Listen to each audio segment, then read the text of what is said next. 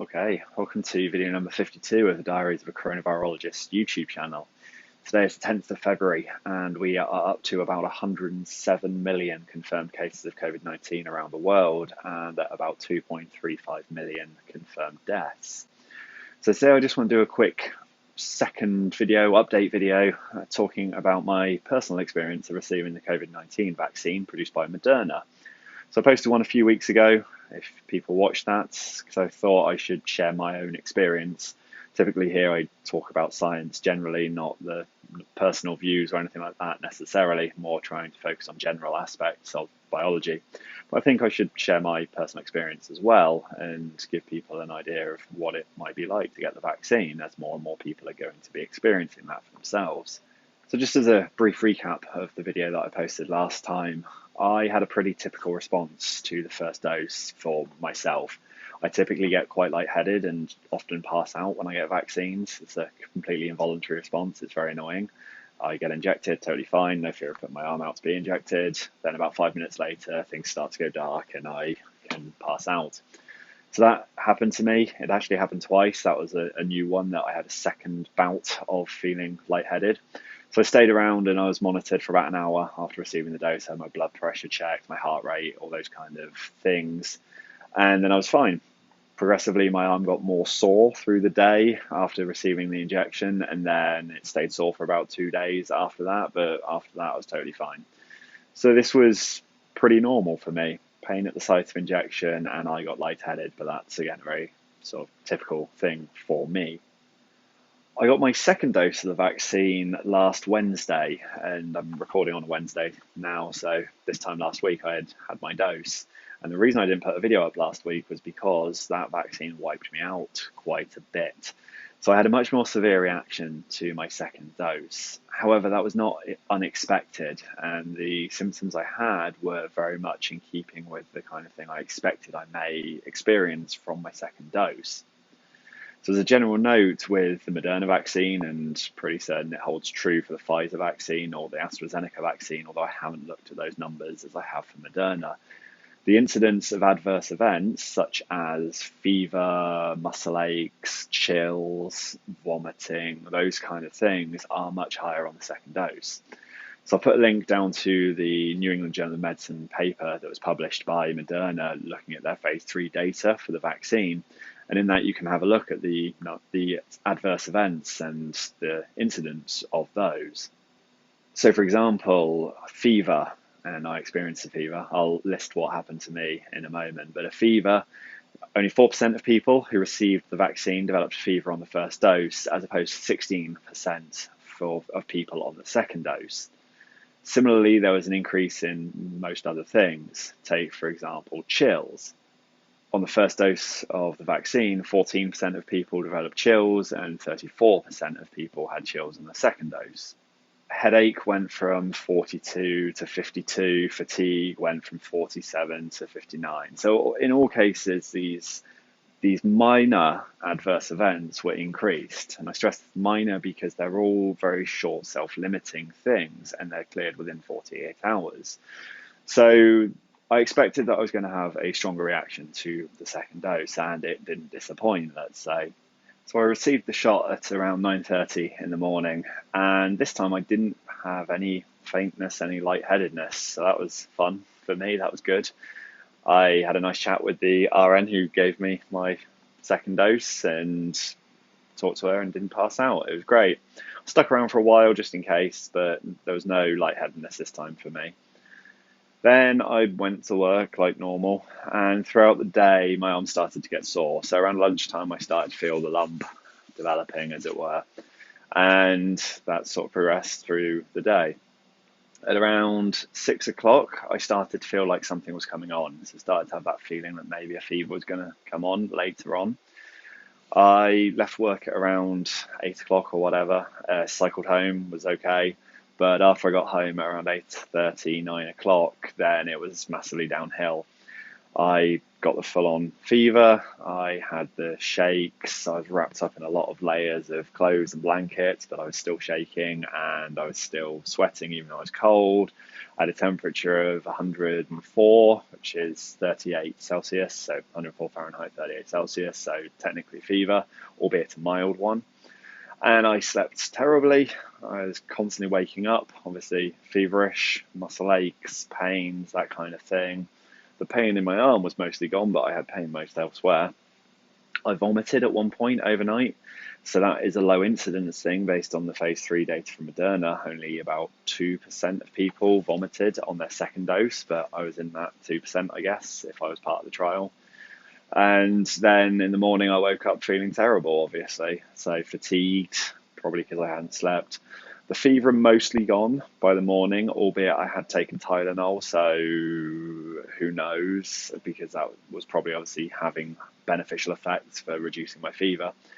And I just felt crummy throughout the day. I had a headache. I wasn't sick again or anything like that, but I just was run down and drained. Slept better on the second night, but still stayed out of work for another day. So I didn't go to work on the first day because I was so laid out.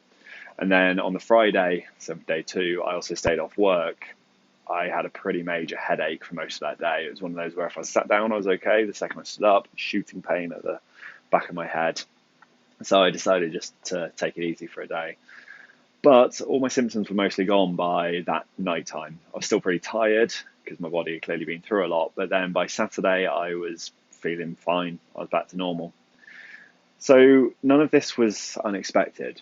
Based on what they found in the phase 3 data, again, there's the link to that study in the description for this video if you want to go look at it, I had pretty typical symptoms.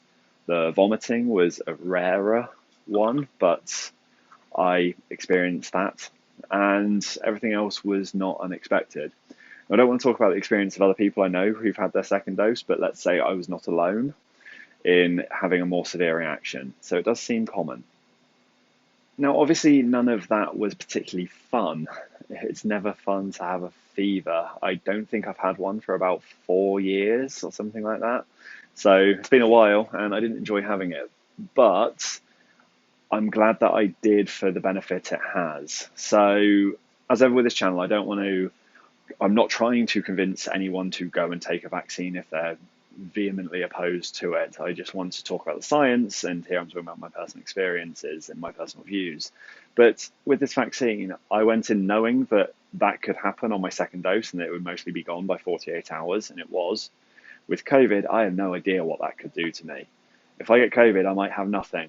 I might be completely fine. I might transmit it to no one and it's not a problem. I might get it, I might have nothing. I might transmit it to people and they might die. I'd hate for that to happen. I might get it and I could die. Very unlikely. I'm healthy. I'm in my 30s. So I probably wouldn't have a particularly severe reaction. However, there's also long haul COVID where people have decreased heart and lung function and decreased mental capacity for extended periods after COVID-19. And that seems to be fairly common. Not necessarily as common as people who develop fever from the vaccine, but still to a not minuscule percentage. And I don't want to run the risk of that. I want to be cognitively functioning so I can work in the lab. I want my heart and my lungs to work because I like to run marathons. So I am very happy that I took this dose, and even though I had the side effects I'd prefer not to have, I'm happy that I had those and not the potential side effects of COVID-19. I should also stress here that all of these side effects, the common side effects and expected side effects, they are all evidence of the immune system working. So the fever, the chills, the vomiting, all those kind of things, that's your immune system. The vaccine isn't giving people COVID. I didn't have any coughing or anything like that. It was all these generalized flu-like symptoms that are brought on by the immune system. So at least my immune system's working. That's the other upside of having the side effects from the vaccine.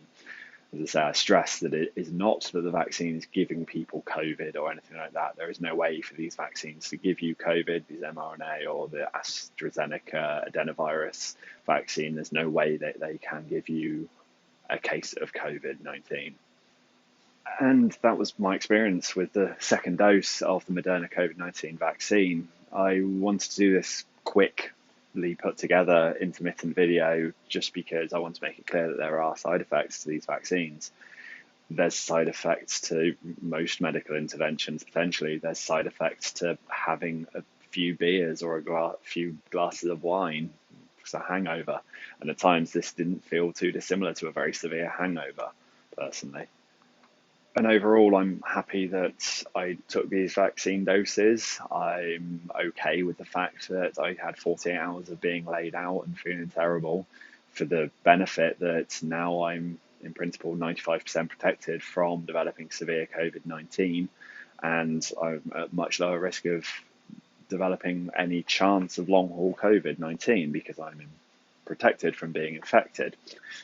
For the quick end of the video here, I just want to do a kind of public service announcement that I've done a few times recently regarding people getting vaccinated, because obviously more and more people are, and I'm now fully vaccinated.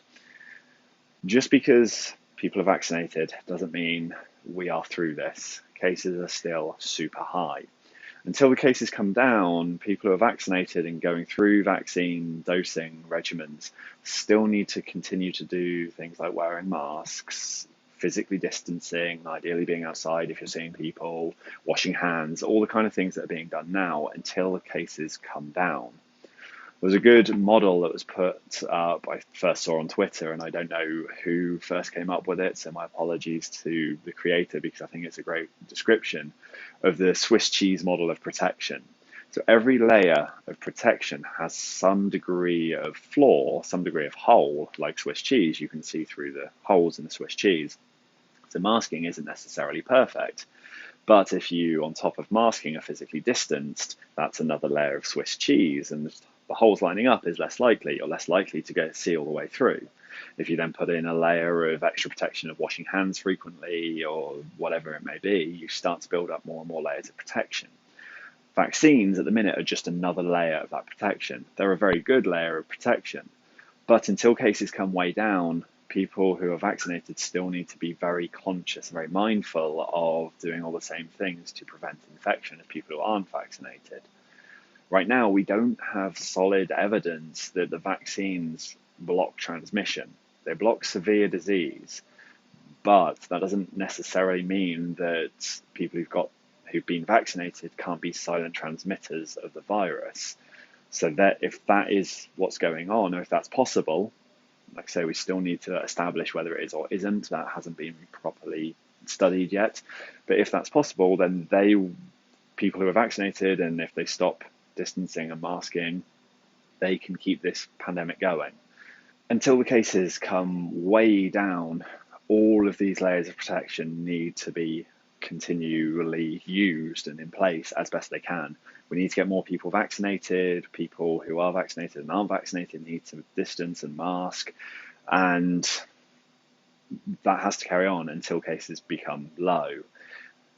Even if the vaccines are blocking the ability of people who get them to transmit the virus, so people aren't silently spreading the virus who've been vaccinated, there's still 5 to 10% of the people who receive the vaccine who become infected for whatever reason. So while the virus is still spreading at such a high level, those people are still at risk. So it's a combo effort of all of these different layers of protection that eventually will get us through this. But right now, cases are so high, we need to continue being sensible and doing all the right things. And with all that said, thank you for watching. It's slightly different to my normal videos, as I say, but I'll go back to the normal stuff next week. If you found the video useful and interesting, please drop a like for the YouTube metrics. Please leave questions and comments down below. I'll happily talk further about my experience if people are curious, if I didn't give enough information anywhere. And if you're new here and you like the video and you want more, please subscribe. And as always, please stay safe, wash your hands, wear a mask, even if you've been vaccinated, and keep calm and carry on. We will get through this pandemic.